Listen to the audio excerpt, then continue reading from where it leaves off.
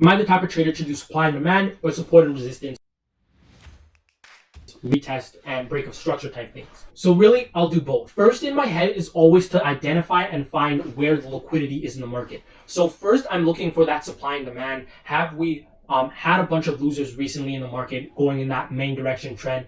And if that stage has already passed, I know the second most structured, reasonable state is then that of what I describe as the male principle in the 7 principles of trading, where we're going to get a lot of normal looking support and resistance, break and retest structure. On the other side of those things, what comes first before the actual trending direction is that really confusing stuff where those supply and demand areas are created.